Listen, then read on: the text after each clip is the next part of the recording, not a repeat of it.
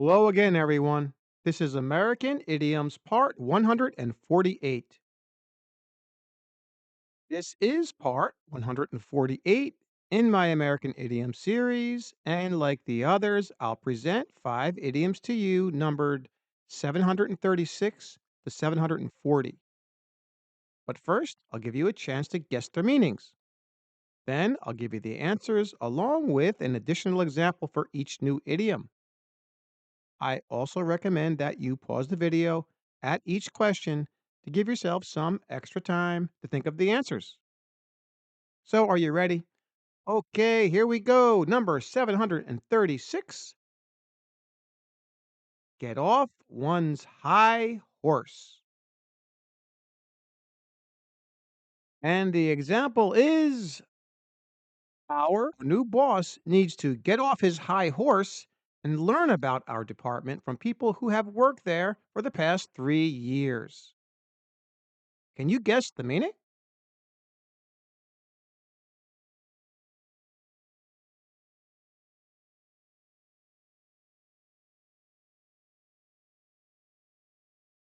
And the answer here is C.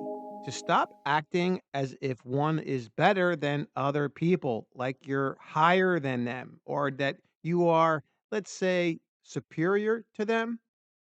And when you do this, oftentimes you don't listen to anybody else. Like in our example, this person saying that, well, our new boss is not listening to the people who actually work there. Maybe they know a little bit more about the department. All right. So he's saying, oh, get off your high horse. This is how this is used. Like our next example.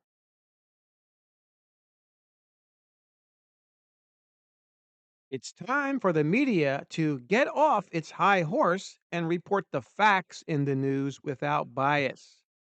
So now this is implying that the people in the media are on their high horse. They're superior to everyone and they have a bias and they use this bias when they report. Okay. Number 737, bean counter. And the example is I thought our new project would be approved by management, but the bean counters said it would cost too much. Now we have to change everything. Can you guess the meaning?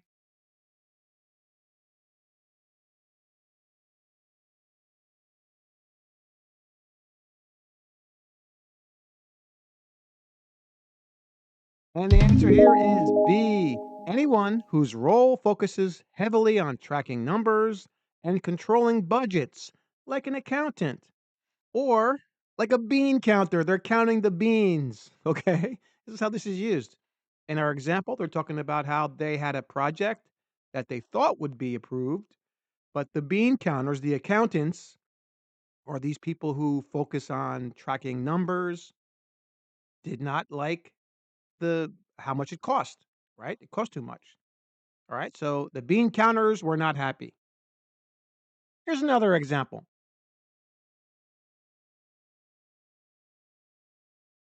The president's bean counters are forecasting a $3 billion budget for the military next year.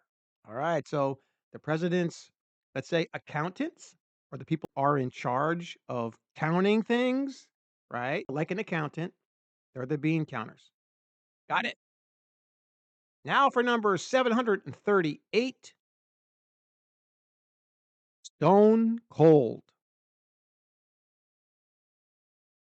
And the example is I can't understand how such a nice family man, like the person who the police suspect committed the murder, became a stone cold killer. Can you guess the meaning?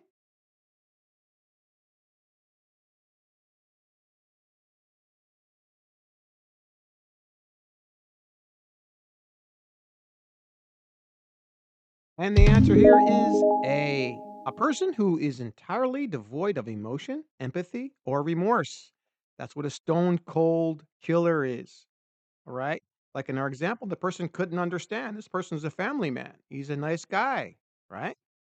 How could he kill somebody? How can he be a stone cold killer? right? Do something with no empathy or remorse, like killing somebody. There's another example.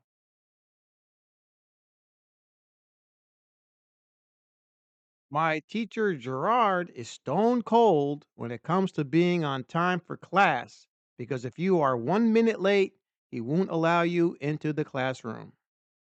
So Gerard is a very strict, stone cold teacher when it comes to being late. So if you're late for class, even a minute, he won't let you in there. He's emotionless. Okay. Now for number 739, run out of gas. And the example is my team was doing really well in the beginning of the game last night, but they ran out of gas in the second half and they lost. Can you guess the meaning?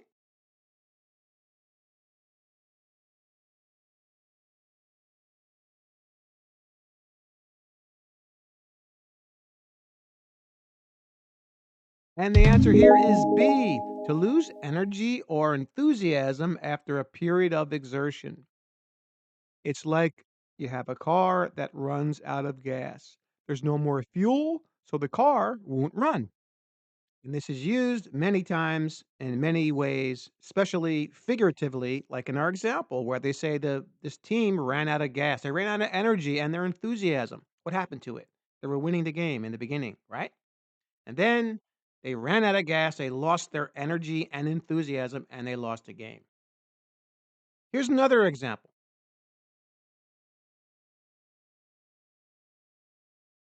After studying for my final exams for 10 straight hours, I finally ran out of gas and had to go to sleep. This person ran out of gas, right? They lost their energy and enthusiasm after studying for 10 hours straight. Think about it, right? What do you need after that? Sleep, okay? To get more energy. Now for our final idiom, number 740, smack down.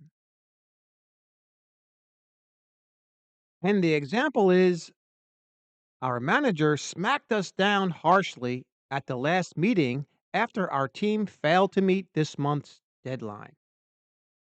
Can you guess the meaning?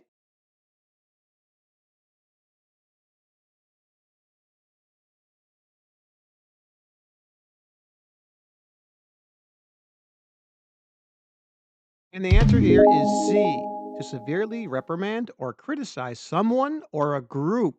Now, to smack somebody is to hit them physically, okay? But this is not what we're saying here.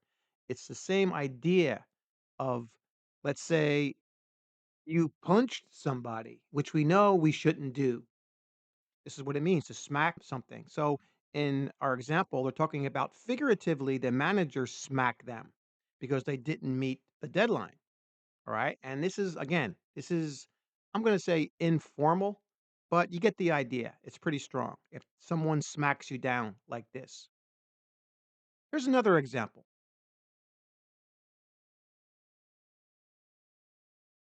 The president was quick to smack down any rumors regarding his marriage infidelity.